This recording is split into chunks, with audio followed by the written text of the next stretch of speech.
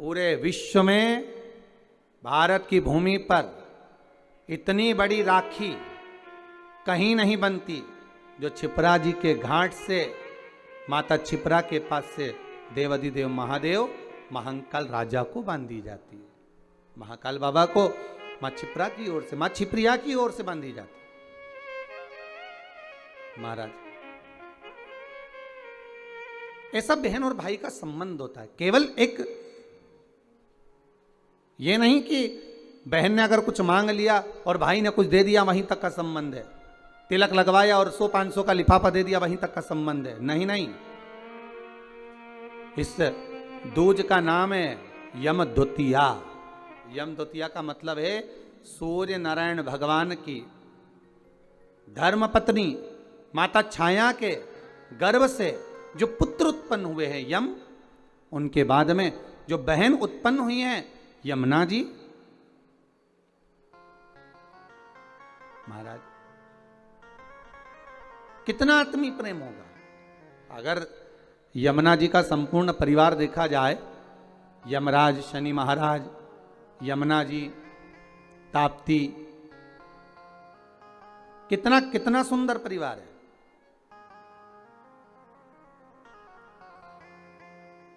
एक बार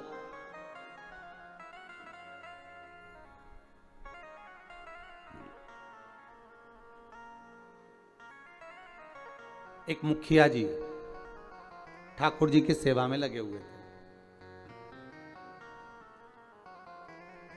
और ठाकुर जी की सेवा में लगे लगे मुखिया जी भगवान से रोज लाड़ लड़ाते, ठाकुर जी का रोज श्रृंगार करते, ठाकुर जी को नए नए वस्त्र आभूषण धराते, सुंदर सामग्री सिद्ध करके भगवान को सामग्री धरा देते, बड़ा सुंदर साज सजाते। एक बार मुखिया जी की ग्रह दशा पर 7.5 आ गया और मुखिया जी की ग्रह दशा पर जब 7.5 आया, शनि जब लगा, अब मुखिया जी कष्ट में हो गए, परेशान हो गए, बड़े दुखी हो गए, आए दिन बड़े कष्ट में रहते।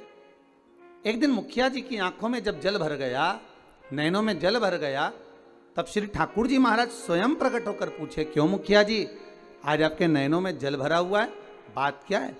शास्त्र कहता है, शिव महापुराण की कथा कहती है, जब आप शंकर भगवान पर जल चढ़ाएं या ठाकुर जी से लाड़ लड़ाएं, ठाकुर जी की सेवा करें, ठाकुर जी की अर्चना करें, पाठ करें, पूजन करें, ठाकुर जी का स्नेह लड़ाएं, उस समय पर श्रृंगार करते समय, पूजन करते समय, सेवा करते समय, भगवान की आराधना करते समय आपकी आंखों में जल नहीं होना चाहिए। भगवान की अर्चना करते समय जल क्यों आए? किस लिए?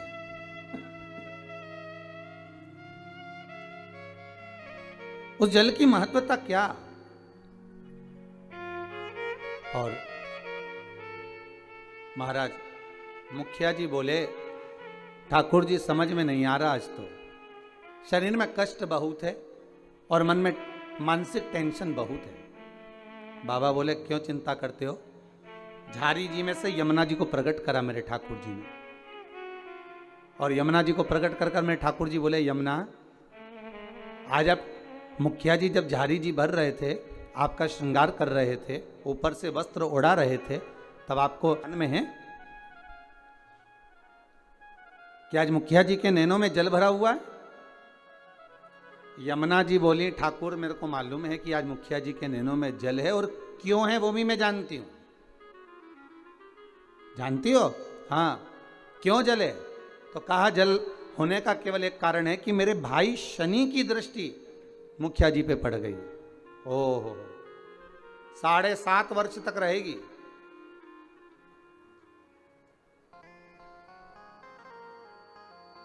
भगवान कृष्ण बोले, यमुना अगर शनि महाराज आपके भाई हैं,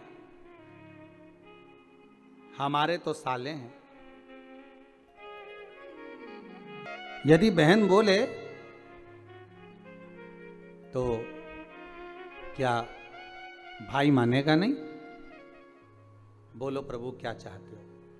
बस जाओ और शनि महाराज से कहो जो ठाकुर जी से लाड लड़ाए, जो भगवान की सेवा में डूबा रहे, जो भगवान की भक्ति में सदा डूबा रहे, उस पर कभी न 7.5 लगे न ढैया लगे। शनि की कुदृष्टि उस जीव पर नहीं पड़ना चाहिए।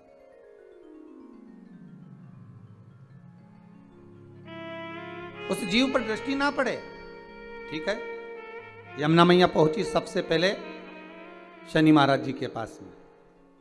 शनि महाराज जी से कहा, भैया मेरा निवेदन स्वीकार करोगे? क्या बात है बहन? बस मैं चाहती हूं कि जो लाडले की सेवा करे, जो ठाकुर जी की सेवा करे, जो भगवान की भक्ति में डूबा रहे, उस पर आपकी दृष्टि नहीं पड़े। शनि महाराज बोले, नहीं, ऐसा तो हो नहीं सकता।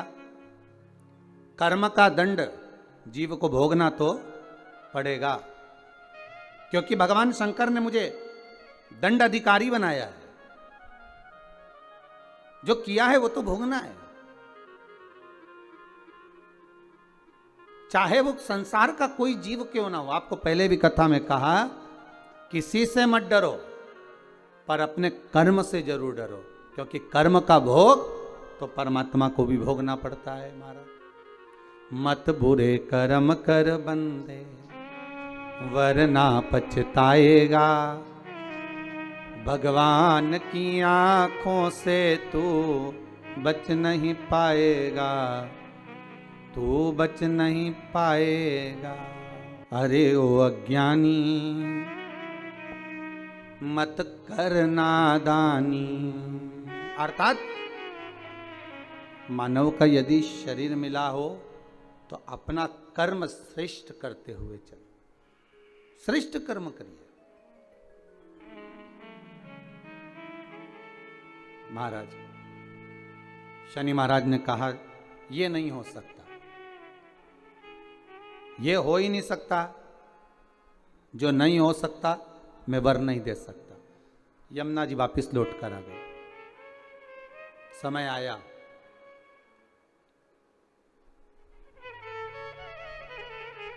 कार्तिक का महीना था। यमुना जी इससे पहले शनि महाराज के पास बारंबार जा चुकी हैं। यमराज के पास भी यमुना जी कई बार जा चुकी है, बार बार विनती कर चुकी है, पर मानते ही नहीं।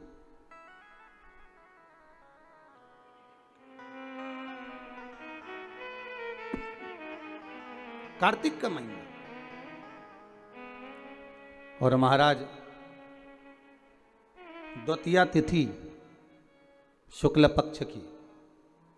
आज यमुना जी ने बड़ा सुंदर श्रृंगार किया है महाराज, बड़ा सुंदर श्रृंगार। महाराज क्या साज सजाया है मेरी माँ ने।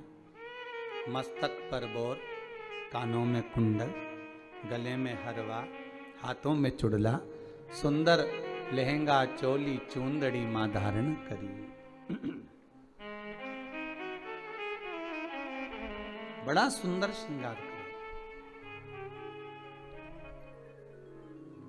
और आज माँ यमुना जो जा रही है ना, सारे वैष्णवों को पार करने जा रही है। वो कहते हैं, हजारों वैष्णव तार दिए, जय जय यमुना मैया, कई पापी पार उतार दिए, जय जय यमुना मैया, हजारों हे यमुना मैया, बड़ी कृपा करिए। जय जय यमुना मैया, ओ जय जय यमुना मैया, जय जय यमुना मैया, जय जय यमुना मैया, हजारों वैष्णव तार दिए, जय जय यमुना मैया, हजारों वैष्णव तार दिए, जय जय यमुना मैया, कई पापी पार उतार दिए, जय जय यमुना मैया, कई पापी पार उतार दिए, जय जय यमुना मैया। आज यमुना मैया बड़ा सुंदर श्रृंगार कर कर जा रही है, बड़ा सुंदर श्रृंगार।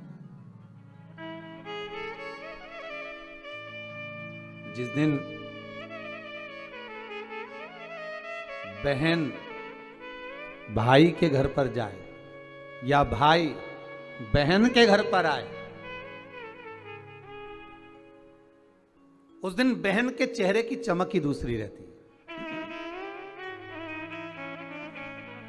हम भाइयों के चेहरे की चमक तो नहीं कह सकते, पर बहनों के चेहरे की चमक कह सकते हैं कि बहन मायके आए या भाई बहन के घर जाए, इन दोनों में बहन के चेहरे की चमक ही दूसरी होती है। और केवल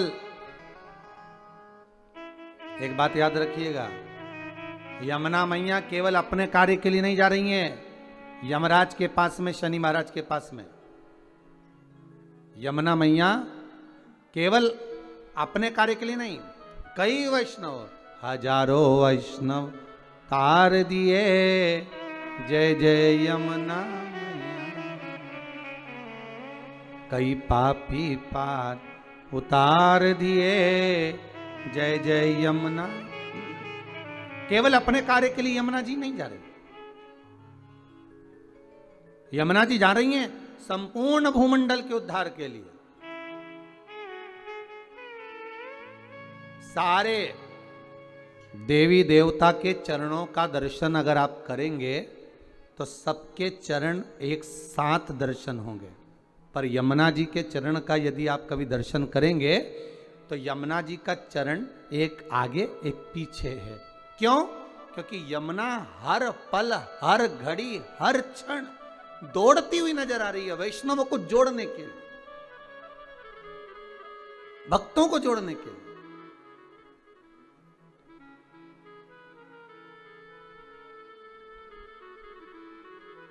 यमुना मैया हर पल हाथ में माला लिए दौड़ती हुई नजर आ रही है कि मेरे वैष्णवों को मुझे इस माला में पिरोना है,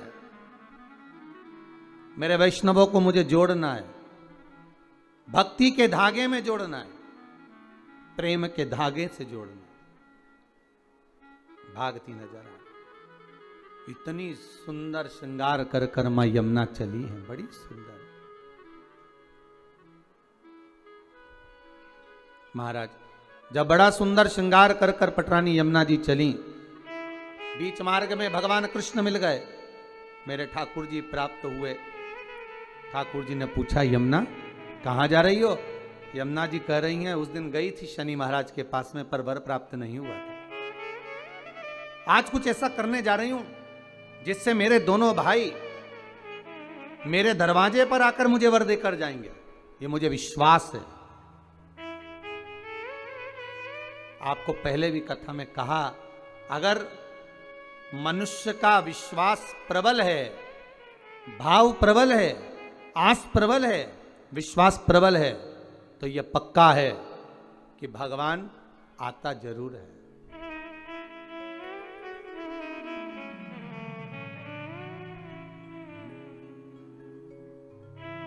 महाराज दुर्योधन के मेवा त्यागे, साग विदुर घर खाई, सबसे ऊंची प्रेम सगाई, सबसे ऊंची प्रेम सगाई।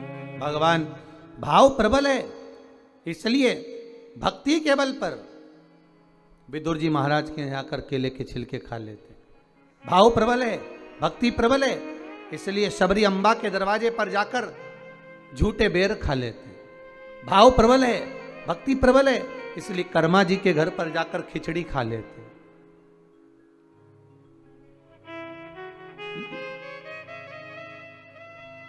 कि भक्तों के घर भी सांवरे आते रहा करो, दर्शन के नैन बांवरे दर्शन दिया करो। कहते हैं प्रेम से प्रभु छिलके भी खा गए। कहते हैं प्रेम से प्रभु छिलके भी खा गए। कहते हैं प्रेम से प्रभु छिलके भी खा गए। शबरी के झूठे बेर भी खाते रहा करो। शबरी के बेर भी खाते रहा करो। ओ शबरी के झूठे बेर भी खाते रहा करो। शबरी के झूठे बेर भी खाते रहा करो। भक्तों के घर भी सांवरे आते रहा करो। भक्तों के घर भी सांवरे आते रहा करो। भक्तों के घर भी सांवरे आते रहा करो। भक्तों के घर भी सांवरे आते रहा करो। भक्तों के घर भी सांवरे आते रहा करो। भक्तों के घर भी सांवरे आते रहा करो। दर्शन के नैन बांवरे दर्शन दिया करो। दर्शन के नैन बांवरे दर्शन दिया करो। भक्तों के घर भी सांवरे आते रहा करो। भक्तों के घर भी सांवरे आते रहा करो। भगवान आज स्वयं यमुना जी को देखे तो भगवान कह रहे हैं कि कहाँ जा रही हो यमुना, इतना श्रृंगार कर कर। यमुना जी कहती हैं प्रभु मैं मेरे दोनों भाइयों को निमंत्रण देने जा रही हूँ। निमंत्रण किस चीज का? मेरे धाम में ब्रजमंडल में मैं उनको बुलाऊंगी। ब्रजमंडल में बुलाओगी? क्यों? यमुना जी कह रही है मैं भूमंडल पर ब्रजमंडल में मेरे शनि महाराज और यमराज दोनों को बुलाऊंगी। दोनों भाई आएंगे। क्यों? तो के भोजन करने। हो द्वारकाधीश कहे, भगवान कृष्ण बोले, ठाकुर जी बोले, ओ यमुना वो तेरे भाई हैं, मालूम है तेरे को? वो यमराज, वो शनि महाराज कहाँ तेरे यहाँ आएगा? यमुना जी बोली हर बार मैं मेरे भाइयों के यहाँ जाती हूँ। जितने ही बार मौका मिलता है मैं अपने भाइयों के घर में अपने मायके जाती हूँ, पर इस बार मैं निमंत्रण देने जा रही हूँ कि आपको मेरे यहाँ आना पड़ेगा, आपको मेरे यहाँ पहुंचना पड़ेगा।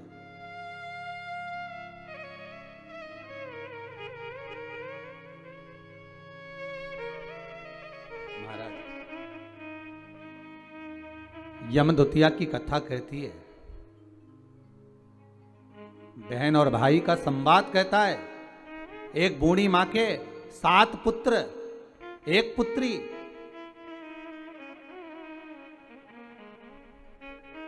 और श्राप लगा था उस बूढ़ी मां के यहां कि तेरे घर में जितने बेटे हैं इनका जब विवाह होगा तो इनको सांप डसेगा, इसको मरना पड़ेगा। बहन बड़ी दुखी है।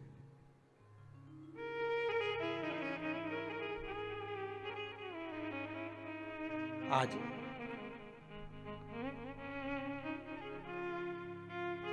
6 भाइयों को सांप डस चुका था।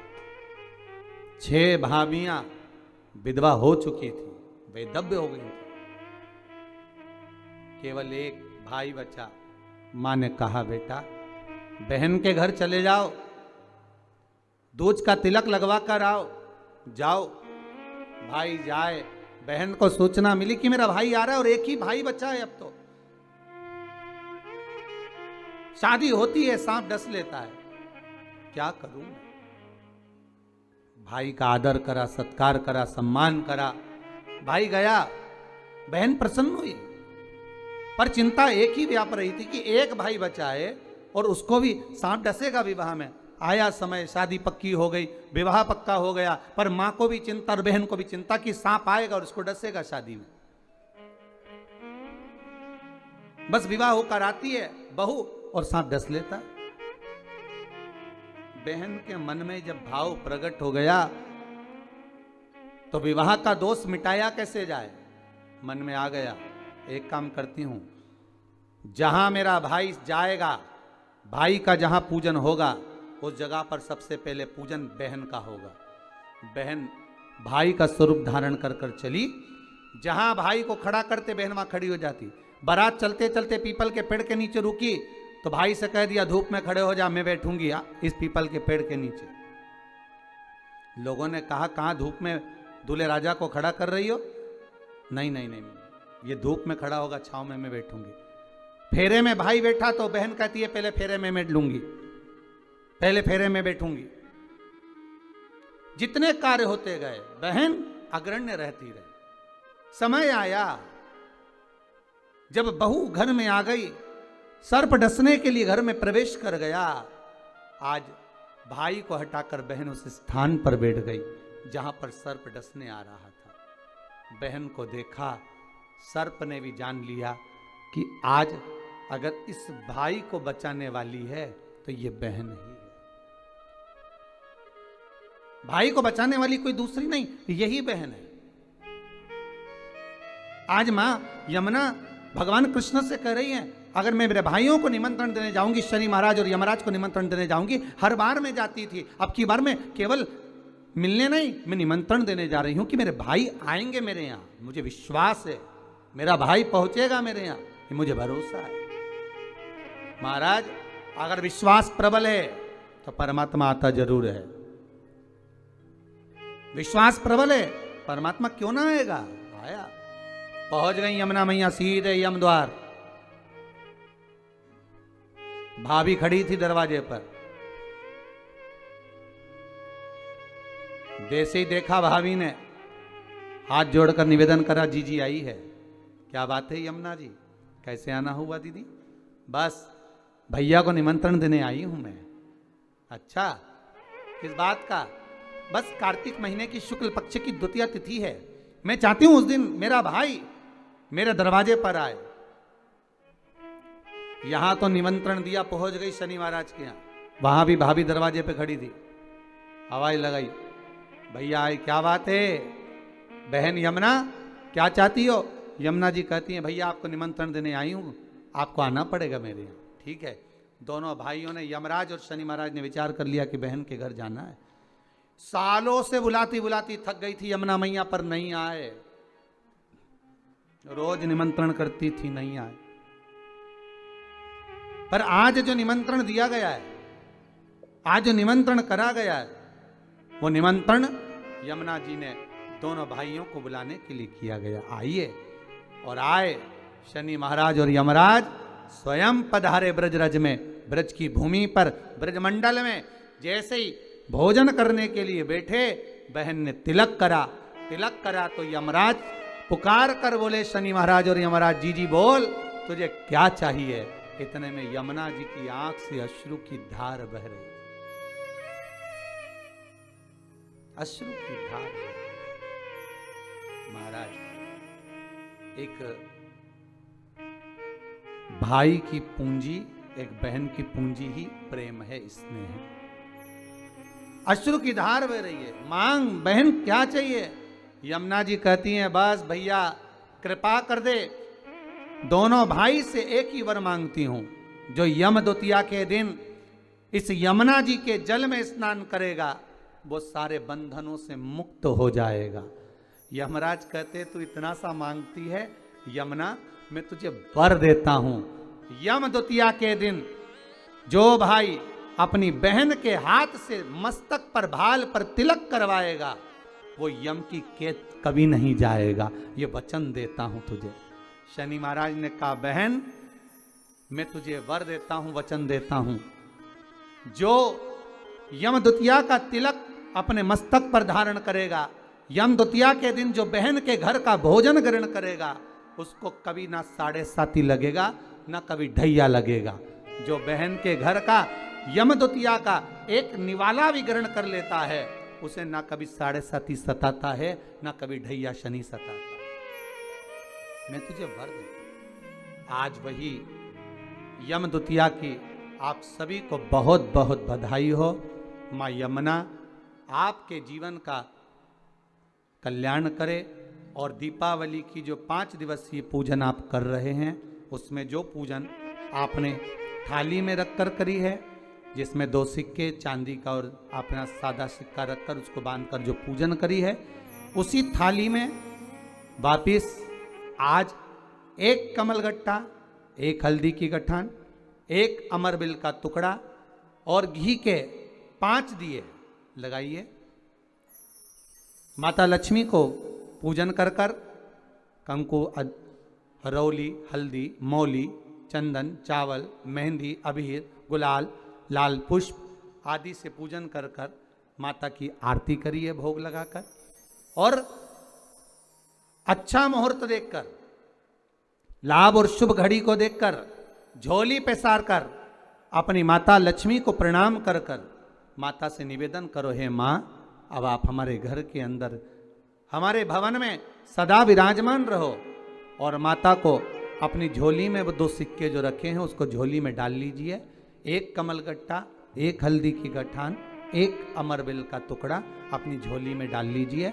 और वहाँ से चौकी को, पाटे को हटा दो, थाली को हटा दो और थोड़ा सा हाथ में जल लेकर वहाँ पर पोंछा फेर दो।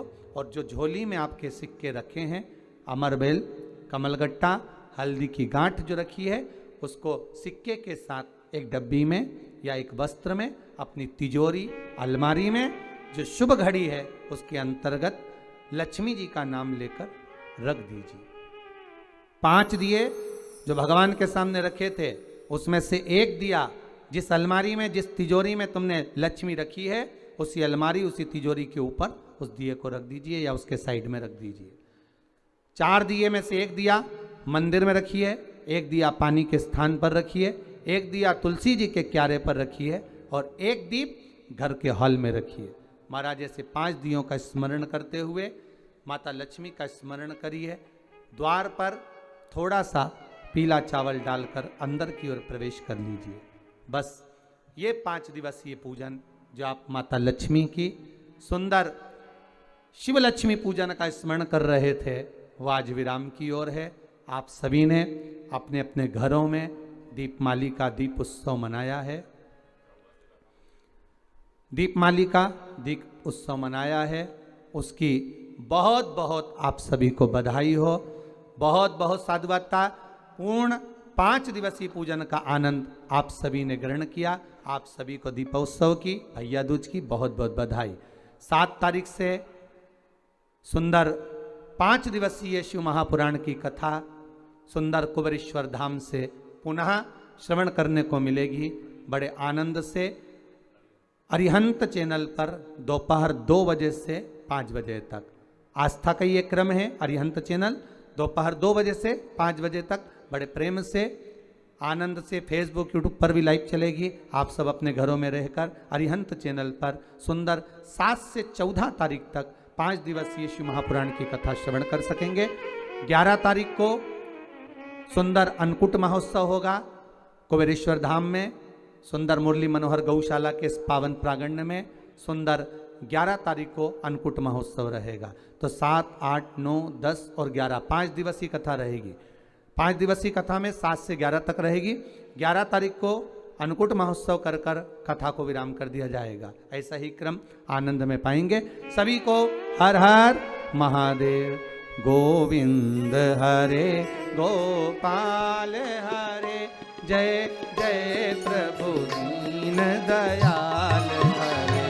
गोविंद हरे गोपाल हरे, जय जय प्रभु दीन दयाल हरे।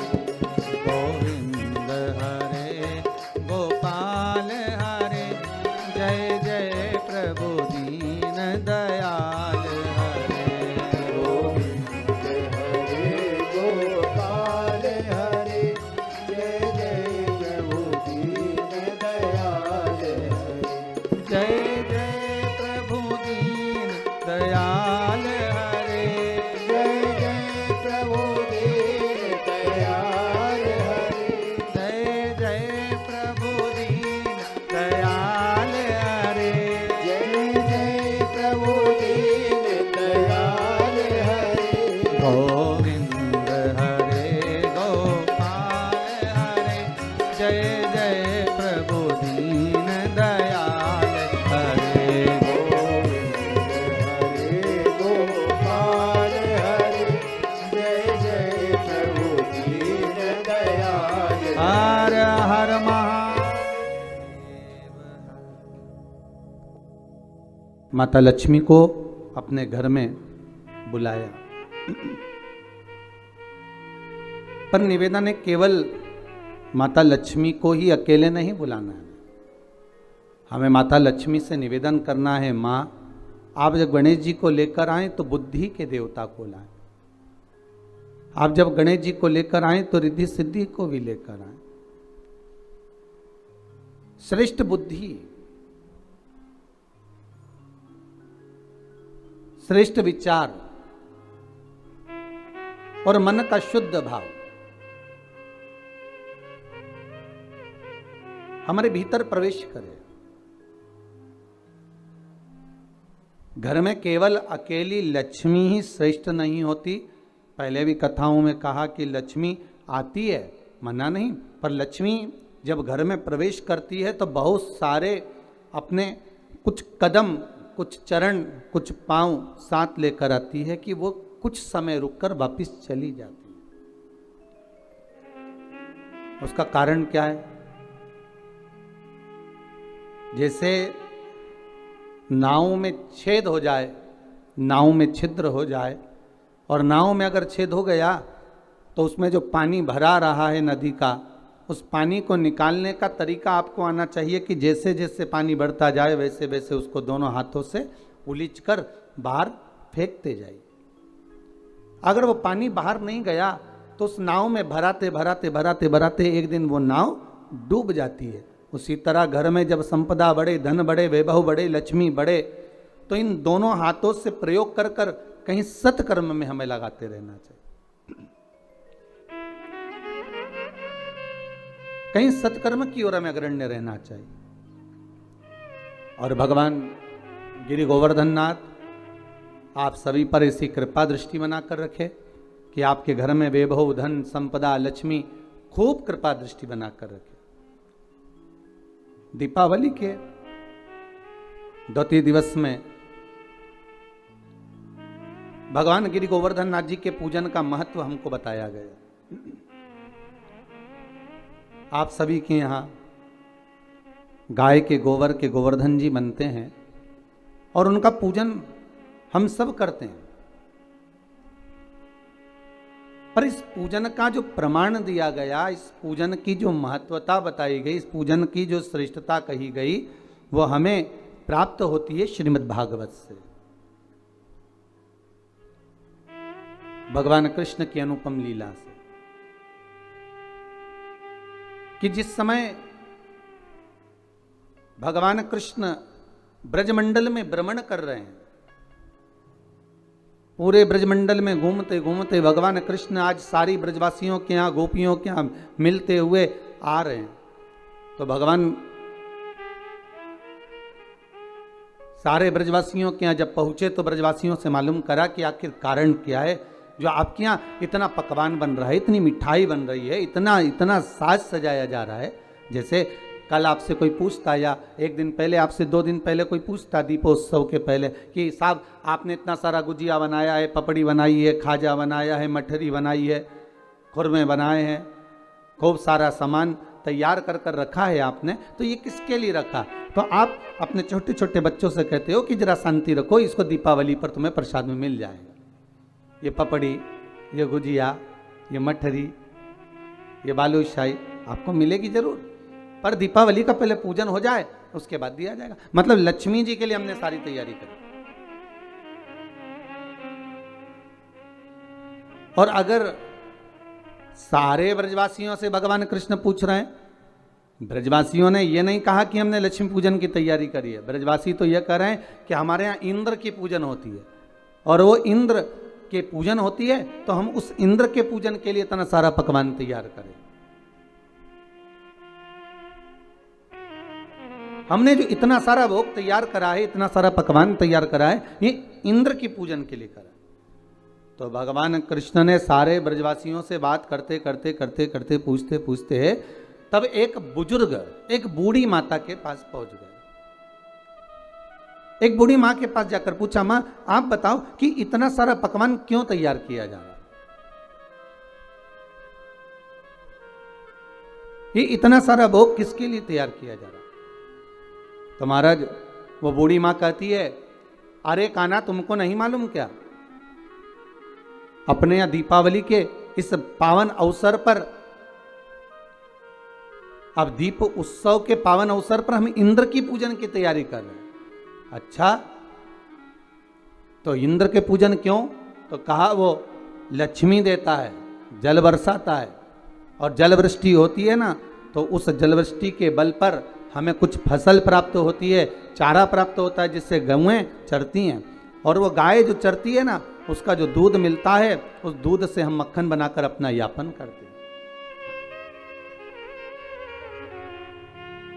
भगवान कृष्ण कह रहे हैं, माता जी, ए बूढ़ी मां, अगर देखा जाए तो गौएं तो गोवर्धन पर्वत पर चलती हैं। गौएं तो गोवर्धन पर्वत पर चढ़ती हैं, और वहां की जो दूबा है, घास है, उसी को तो पाती हैं। अरे मां, अगर मान लो गिरी गोवर्धन नाथ नहीं होते, गोवर्धन बाबा नहीं होते, तो तुम्हारी गौओं को भाग कहां से मिलता, और वो दूध कहां से देती, वो मक्खन कहां से देती?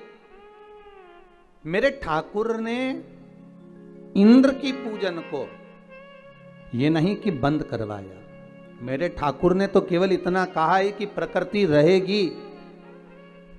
अगर नदी, तालाब, पहाड़, पर्वत ये रहेंगे तो हमारा भी जीवन यापन सही चलता रहेगा। आज के ज़माने में लोग प्रकृति को काटते जा रहे हैं, पेड़ पौधे काटते जा रहे हैं। आज अभी आपको मालूम होगा कि पूर्व में जो कोरोना महामारी निकली है, उस कोरोना महामारी में ऑक्सीजन की कितनी कमी पड़ी। उसका सबसे बड़ा अगर कहीं नुकसान है तो हमने किया, कोई दूसरे ने नहीं करा है। कोरोना महामारी के चलते अगर ऑक्सीजन की कमी पड़ी तो हमारे कारण पड़ी। हमने पेड़ पौधे, जितने बड़े बड़े पेड़ पौधे थे, कॉलोनियां बनाना है, रोड बनाना है, मार्ग बनाना है, ये निर्माण करना है, वो निर्माण करना है, अपने सुख के लिए, अपने साधन के लिए हमने उन वृक्षों को काट दिया, हमने उन वृक्षों को नष्ट कर दिया, हमने उन वृक्षों में आग लगा दी। और अभी भी हम बंद नहीं हुए इन वृक्षों को काटने से, अभी भी हम काट रहे हैं। हमारे नदी नाले, तालाब, सरोवर जितने भी बने हुए हैं, इन सारे नदी नाले, तालाब, सरोवर में हमने इतना कचरा पटक दिया, इतना कचरा डाल दिया कि वो नदी नाले अभी तक साफ नहीं हो पाते। सारे अगर हम कर रहे हैं अपना नाश, हम अपने जीवन को नष्ट स्वतः कर रहे हैं, स्वयं कर रहे हैं। क्योंकि प्रकृति है तो हम हैं, और प्रकृति नहीं तो हम भी नहीं। भगवान कृष्ण यही कह रहे हैं, भगवान कृष्ण यही समझा रहे हैं कि मां, अगर पूजन करना है तो गोवर्धन नाथ जी का पूजन करने चलो ना। इस गिरिराज पर्वत का, इस गोवर्धन नाथ जी का अपन आनंद से पूजन करें।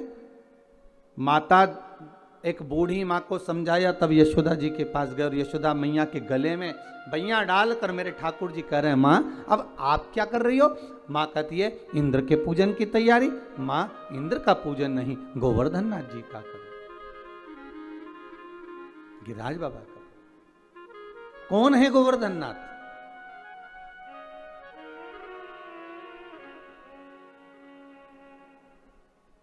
पुलस्त ऋषि के मन भाए, जोर विनय कर तुमको लाए। ये कौन है गोवर्धन नाथ? महाराज, जिस समय पर श्री राम जी महाराज सुंदर सेतु का निर्माण कर रहे हैं। नल नील पत्थर को राम नाम लिखकर छोड़ रहे हैं और जो सेतु बनाया जा रहा है उसमें श्री हनुमान जी महाराज से कहा जाओ जल्दी जल्दी पत्थर लेकर आते जाओ। हनुमान जी महाराज भी गए।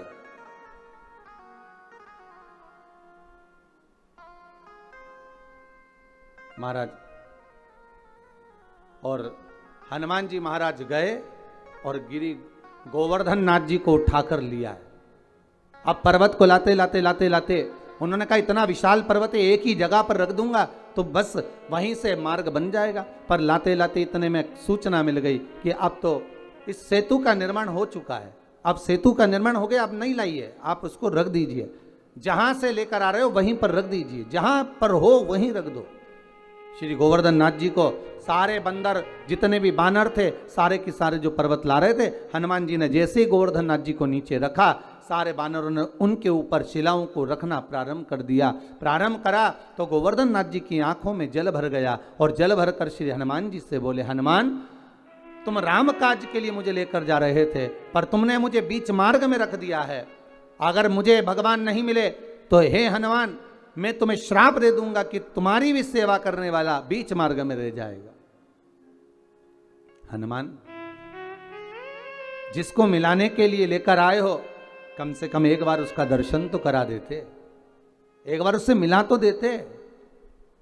हनुमान जी की आंखों में जल भर गया। हनुमान जी महाराज ने राम जी से जाकर कहा, नाथ वो गोवर्धन पर्वत तो मुझे श्राप दे रहा है, गोवर्धन नाथ जी की वो कंदराएं मुझे श्राप दे रही हैं। बाबा राघव जी, हे प्रभु जी आप बताओ मैं क्या करूं। भगवान राम जी ने कहा, गोवर्धन पर्वत से जाकर कहो तुम चिंता मत करो, अभी त्रेता के अंतर्गत तुम्हें लेकर आ रहे थे, तुम विश्राम करो इसी जतिपुरा में ब्रजमंडल में। जब भगवान राम का अगला अवतार होगा कृष्ण अवतार, तब स्वयं भगवान कृष्ण आप जो प्रतीक्षा कर रहे हो, जो बाट जो रहे हो, जो इंतजार कर रहे हो, भगवान स्वयं राम कृष्ण का अवतार लेकर आएंगे और भगवान कृष्ण बनकर आकर आपकी पूजन करेंगे। देखिए शिव महापुराण में भी पहले वर्णन किया कि आप अगर इंतजार कर रहे हो, आप भगवान की बाट जो रहे हो, इंतजार कर रहे हो, प्रतीक्षा कर रहे हो, विश्वास रखकर भगवान का भजन कर रहे हो, एक दृढ़ता बनाकर, एक भरोसा रखकर, विश्वास रखकर, दृढ़ता रखकर अगर भगवान की भक्ति में डूबे हो तो ये पक्का है आज नहीं तो कल मेरा महादेव, मेरा ठाकुर, मेरा राम, मेरा कृष्ण आपको मिलेगा जरूर, प्राप्त जरूर होगा।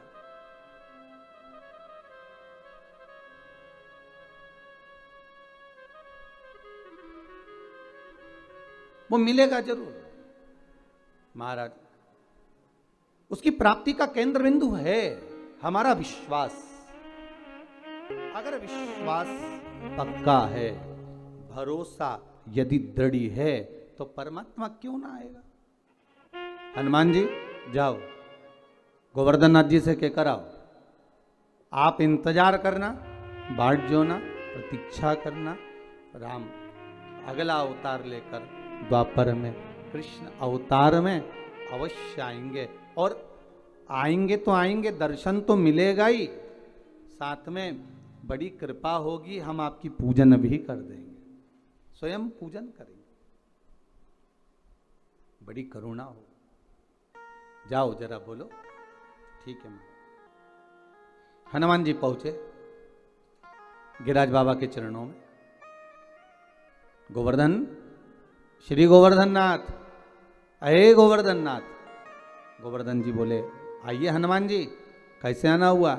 हनुमान जी कहते हैं, मैंने पूछ कर आया हूं श्री राघव जी से, श्री राम जी महाराज से आज्ञा लेकर आया हूं, केवल आपको दर्शन नहीं देंगे, मेरे राम जी जब कृष्ण अवतार लेकर आएंगे तब आपकी स्वयं पूजन भी करेंगे। शास्त्र कहता है विश्वास रखने वाला, प्रतीक्षा रखने वाला, दृढ़ता रखने वाले के लिए भगवान केवल खाली हाथ नहीं आते, कुछ ना कुछ देकर ही जाते, कुछ ना कुछ प्रदान करके ही जाते। और मेरे ठाकुर जी ने वही करा। आज मैया यशोदा से मेरे भगवान कह रहे हैं, मैया गोवर्धन नाथ जी का पूजन करो। कौन गोवर्धन? अरे जिस पर्वत पर गौएं चरती हैं, जिसका दूध हम प्राप्त करते हैं गौओं का, और उससे माखन बनाकर अपना यापन करते हैं, मां उस गोवर्धन नाथ जी का पूजन करो। कान्हा, लाला, तुझे मालूम है इंद्र की अगर पूजन नहीं करेंगे तो वो कितना क्रोध करेगा? भगवान कहते हैं मैया अगर देवता क्रोध करे तो वो देवता ही नहीं हो सकता, क्योंकि क्रोध तो असुरों में भरा होता है, राक्षसों में भरा होता है। जिसको क्रोध आए वो देवता नहीं हो सकता। अगर संसार के मनुष्य में एक पल के लिए, एक क्षण के लिए अगर गुस्सा आता है तो समझ लेना उसमें थोड़ी देर के लिए राक्षस भरा जाता, असुर भरा गया। एक क्षण के लिए उसकी असुर प्रवृत्ति हो गई। मानव के शरीर में 3 चीजें राक्षसी हैं। पहले नख, दूसरे दांत, और तीसरा मनुष्य के भीतर का क्रोध। मानव के शरीर में ये 3 चीज राक्षसी हैं। एक नख, उसका काम है केवल नोचना। दूसरा है दांत, उसका काम है केवल काटना। और एक है क्रोध, जिसके माध्यम से अपशब्द कहना, ताने देना, या किसी के लिए कुछ बोल देना, उसके लिए निंदा, उसके लिए अपशब्दों का कुछ पिटारा धर देना। ये 3 चीज राक्षसी हैं। अब नख का तो आप कुछ बिगाड़ नहीं सकते कि पूरे नख उखाड़ कर फेंक दोगे। दांत का भी कुछ नहीं बिगाड़ सकते कि पूरे दांत निकाल के फेंक दोगे। क्यों भाई दीनानाथ जी? दांत का भी कुछ नहीं कर सकते कि इसको निकाल कर फेंक दिया जाए। है? अब बचा केवल एक क्रोध। महाराज, केवल एक क्रोध बचा। तो क्रोध तो अपने हाथ में है कि महाराज चाहे कुछ भी हो जाए, हमारे भीतर इस क्रोध रूपी राक्षस को हमें प्रवेश नहीं देना है। रावण कितना अच्छा था, कितना ज्ञानी था, पर कभी कभी क्रोध में आकर जब वो शब्दों के बाण कहता था तो अपनों को चोट पहुंचा देता था। कंस भी था, हिरण्यकशिपु भी था, हिरण्याक्ष भी था। महाराज, क्रोध भी राक्षस प्रवृत्ति का एक प्रतीक है। उस क्रोध पर संयम। मां, आप कह रही हो कि इंद्र देवता को क्रोध आ जाएगा, तो क्या इंद्र अगर देवता हैं तो क्रोध आना चाहिए? इंद्र अगर देव हैं तो उनको क्रोध रहना चाहिए?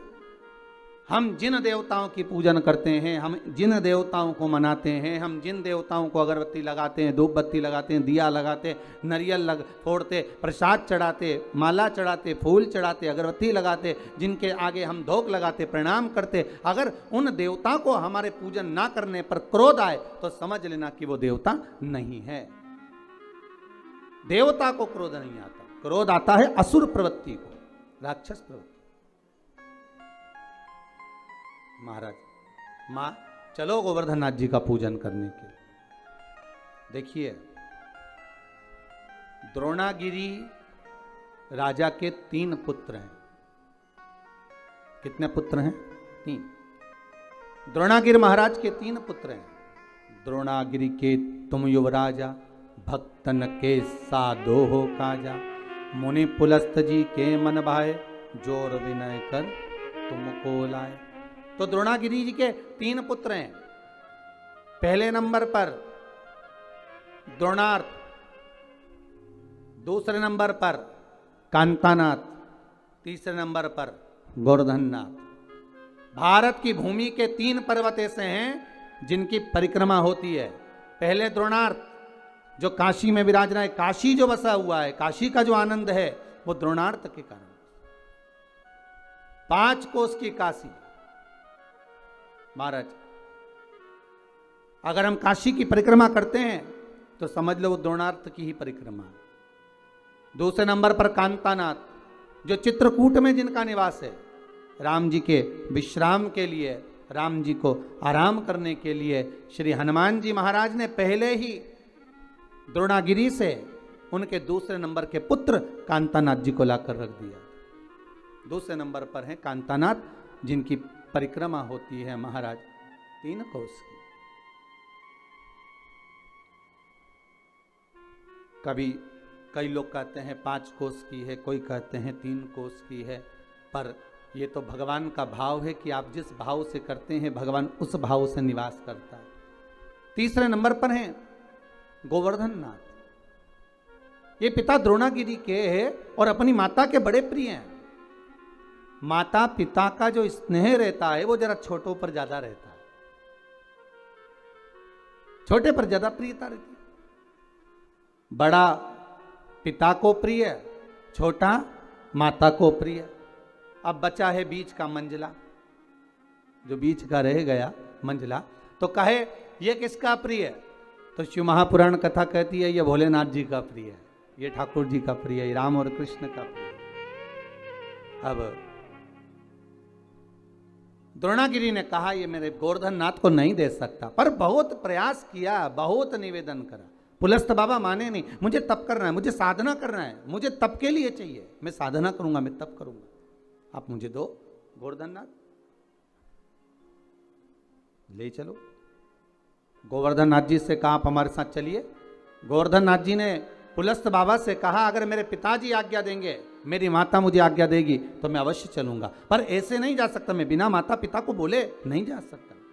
ठीक है, जाकर निवेदन करा पुलस्त ऋषि ने, द्रोणागिरी आपके छोटे पुत्र को चाहिए। भगवान कह ले जाओ। क्यों चाहिए? मेरे 2 पुत्र जा चुके हैं, एक पुत्र को तो मेरे पास में रहने दो, हमें तप करना है। ठीक है, माँ ने खूब मना करा, द्रोणागिरी भी चाहते थे कि नहीं भेजूं, पर माने नहीं। द्रोणागिरी से लेकर गोवर्धन नाथ जी को उठाया गोदी में, पुलस्त ऋषि लेकर चलने लगे। गोवर्धन नाथ जी की आंख में जल भर गए। गिरिराज बाबा ने कहा सुनो पुलस्त बाबा, जिस स्थान पर आप मुझे रख दोगे वहां से फिर उठने वाला नहीं हूं, ध्यान रखना, नीचे रखने से पहले विचार कर लेना आप मुझे। ठीक है, पुलस्त ऋषि ने मन में सोचा इतना छोटा सा रखा है, मेरी गोदी में बैठकर चल रहा है और मुझको कह रहा है कि जहां रख दोगे उठूंगा नहीं। जब अभी उठा सकता हूं तो बाद में क्यों ना उठा सकता हूं। चले, पुलस्त ऋषि लेकर चले। बीच मार्ग में पुलस्त बाबा जब जतिपुरा में पहुंचे, ब्रज के रज में जब पहुंचे, ब्रजमंडल में जब पहुंचे, पुलस्त बाबा थक चुके थे, इसलिए जल का पान करने के लिए गोवर्धन नाथ जी को नीचे रखा। जैसे ही गोवर्धन नाथ जी को नीचे रखा, पुलस्त बाबा वापस उठाने लगे। उठा नहीं, गोवर्धन नाथ जी उठते नहीं। पुलस्त बाबा को क्रोध आ गया, हाथ में जल लेकर कहा सुनो गोवर्धन, तुम जिद्दी हो, उठते नहीं हो मुझसे, इसलिए मैं तुम्हें श्राप देता हूं कि तुम तिल तिल घटोगे। गोवर्धन नाथ जी का विशाल पर्वत था साहब, विशाल पर्वत। महाराज तिल तिल तिल तिल बाबा घटते गए। और सबसे प्रसन्नता का बात, सबसे प्रसन्नता का आनंद तो ये है, कांतानाथ जी भी आज भी पृथ्वी पर विराज रहे हैं, द्रोणार्थ आज भी पृथ्वी पर विराज रहे हैं, और गोवर्धन नाथ जी भी आज भी पृथ्वी पर विराज रहे हैं। तो मैया यशोदा से भगवान कृष्ण कह रहे हैं मैया चलना, गोवर्धन नाथ जी का पूजन करने चले। मां चलो।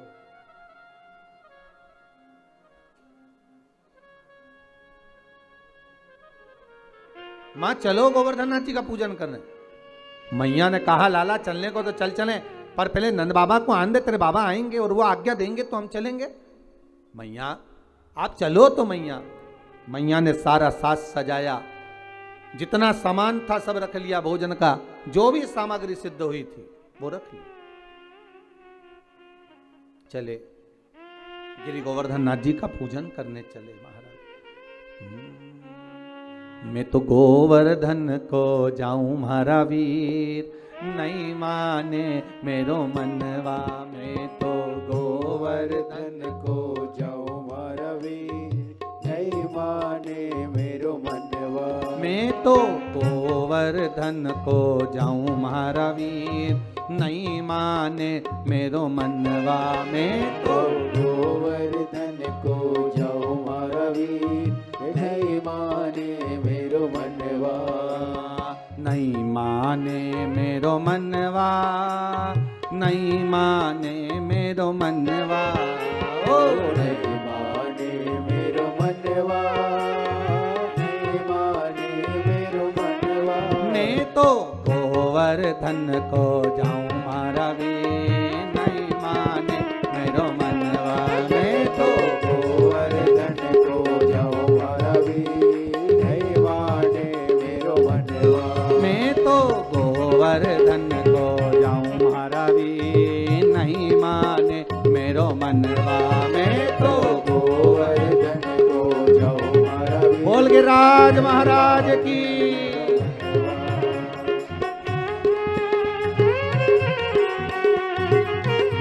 जय हो।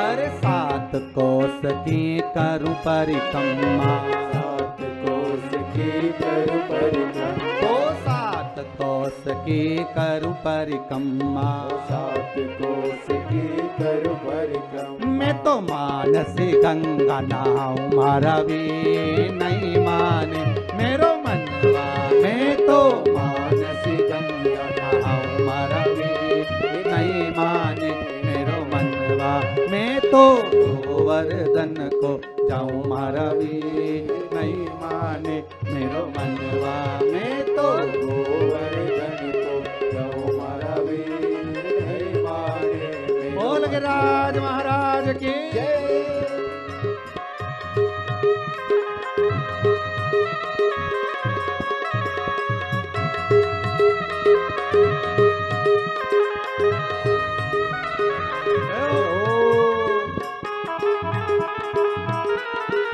बोल गिरिराज महाराज की।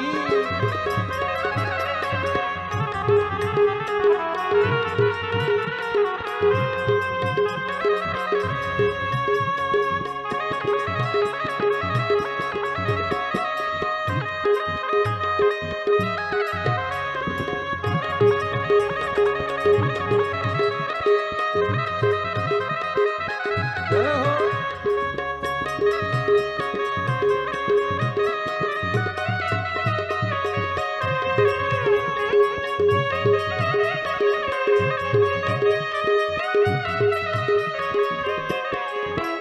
ओ लड्डू पेड़ा और जलेबी, लड्डू पेड़ा और जलेबी, अरे लड्डू पेड़ा और जलेबी, लड्डू पेड़ा और जलेबी। मैं तो 56 भोग जय लगाऊं हो। रवि, नहीं माने मेरो मनवा, मैं तो 56 भोग भोग लगाओ मारा वे, नहीं माने मेरो मनवा।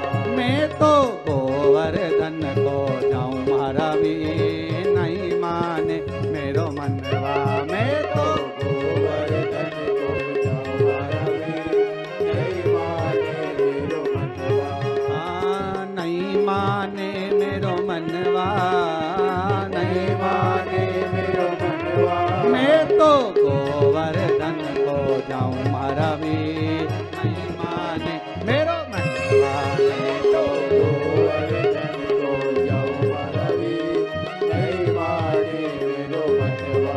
मैं तो गोवर्धन को जाऊं मारा भी, नहीं माने मेरो मनवा। तो गोवर्धन को जाऊं मारा वे, नहीं माने मेरो मनवा। जय हो।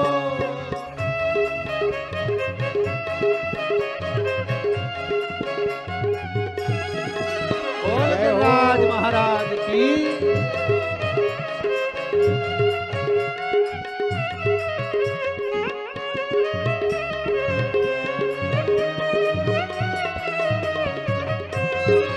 जय हो।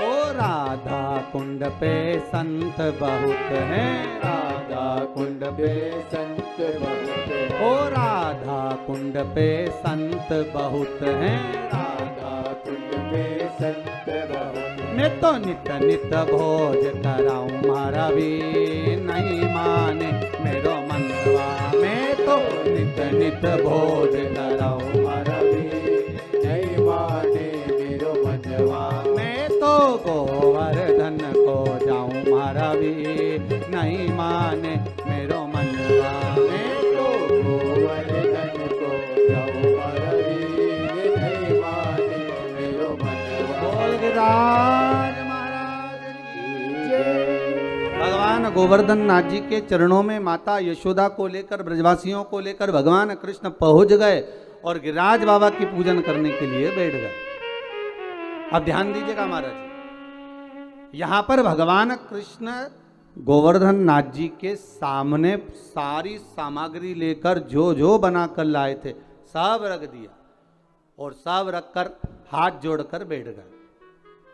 अब भगवान सारे ब्रजवासी आपस में बात कर रहे, इस पत्थर में से कोई देवता निकलेगा, पर्वत में से कोई देवता निकलेगा। अब देवता कैसे निकले? सारे ब्रजवासी बात करने लगे, ये नंद बाबा को छोरा ने तो पूजन करा दी, पर इसमें से कोई देवता निकलेगा ही नहीं। इंद्र होते तो अभी तक खाकर चले जाते, भोजन कर कर चले जाते। जब भगवान प्रकट ही नहीं हो रहे, भगवान कृष्ण ने हाथ जोड़ा, हे गोवर्धन बाबा बड़ी कृपा करिए, हे दयालु दाता, आइए प्रकट होइए, ब्रजवासी आपके लिए इतना सामग्री बनाकर लाए हैं, आप पाइए। भगवान कृष्ण का तो कहना ही था, भगवान कृष्ण का ही एक अंश अवतार गोवर्धन पर्वत में से प्रकट हो गए गिरिराज बाबा। हजारों हाथ कर लिए, भोजन करना प्रारंभ करा। जैसे ही भोजन करना प्रारंभ करा, सारे पात्र खाली होने लगे, ब्रजवासी आपस में बात करने लगे, हे भगवान बड़ा गजब हो गया। इंद्र था तो भोजन करने के बाद थोड़ा छोड़कर भी जाता था, ये तो पूरे की पूरे बर्तन की बर्तन निपटा दे आ रहा है, ये तो सब खाया जा रहा है, सारा पाया जा रहा है। भगवान कृष्ण ने शब्द सुना तो भगवान हाथ जोड़कर बोले, हे गोवर्धन नाथ दादा कृपा करिए बाबा, इन ब्रजवासियों के लिए थोड़ा सा प्रसाद छोड़ दीजिए। गोवर्धन नाथ जी ने आवाज कर कर कहा, आकाशवाणी कर कर कहा, सुनो कृष्ण, इन ब्रजवासियों ने मेरे को खाने से रोका है, इसलिए आज के बाद मैं केवल भाव से जीवने के लिए आऊंगा। और महाराज तब से मेरे गोवर्धन नाथ भाव से जीवते। आप भी अपने घर में जब भोग लगाते हो, एक कटोरी सामग्री बनाकर भगवान के सामने रख दो और एक कटोरी सामग्री बनाकर अलग रख दो। दोनों में जो स्वाद होगा, जो भगवान के सामने रखी है उसका स्वाद अलग होगा, जो अलग से रख दी फ्रिज के ऊपर फ्रिज के अंदर उसका कोई स्वाद नहीं है, पर भगवान के सम्मुख में जो पहुंच गई उसका स्वाद बढ़ गया। भंडारे की पूड़ी, भंडारे की सब्जी घर में बनाकर खाओगे वो आनंद नहीं आएगा, पर वही सब्जी भंडारे की प्रसाद की पाओगे उसका स्वाद बढ़ जाएगा महाराज, क्योंकि उसमें भगवान पा लेता है, भाव से पाता है, भाव से। महाराज अब भगवान कृष्ण ने जो ब्रजवासियों के साथ में मिलकर गोवर्धन नाथ जी का पूजन किया है, आज ही के दिन गिरिराज पूजन के दिन, दीपावली के दूसरे दिन जो गिरिराज बाबा का पूजन किया गया, वही गोवर्धन पूजन की कथा आज चल रही है, वही गोवर्धन चरित्र। जरा ध्यान दीजिएगा, गोवर्धन पूजन के दिन जो भगवान कृष्ण ने ब्रजवासियों के साथ मिलकर भगवान कृष्ण को भोग लगाया, गोवर्धन नाथ जी को भोग लगाया, वो 56 भोग नहीं था, वो अन्नकूट था। इसलिए आज भगवान गोवर्धन नाथ जी का अन्नकूट महोत्सव का एक आनंद है। 3 भोग होते हैं, अन्नकूट, 56 भोग और कुनवाड़ा। महाराज दीपावली के दूसरे दिन जो आप भगवान को भोग लगा रहे हो ये अन्नकूट है। 56 भोग कब लगे? जब भगवान कृष्ण ने गोवर्धन पर्वत को अपनी उंगली पर लिया, 7 दिवस तक जलवृष्टि हुई, 7 दिवस। भगवान पर्वत को अपने उंगली पर धारण कर कर रखे। एक दिन में मेरे श्री जी बाबा को, मेरे ठाकुर को, मेरे कन्हैया को, मेरे कृष्ण को एक दिन में 8 बार भोजन आता है। 7 दिन तक भगवान जब तक गोवर्धन पर्वत को अपनी उंगली पर धारण करके रखे तब तक भगवान ने कुछ नहीं पाया। और जब 7वां दिन पूर्ण हुआ तो एक दिन में 8 बार भोग लगता था, इसलिए 7 दिन का 8 बार का भोज इकट्ठा करके भगवान के सामने रखा तो सतुवटु 56, ऐसे भगवान के सामने 56 भोग आया। तो आज जो भोग लग रहा है वो अन्नकूट है, वो अन्नकूट है महाराज। तो महाराज जो दीपावली के दूसरे दिन लगा वो अन्नकूट है। पर्वत उठाने के बाद 7 दिन का जो भोज इकट्ठा हुआ वो लगाया वो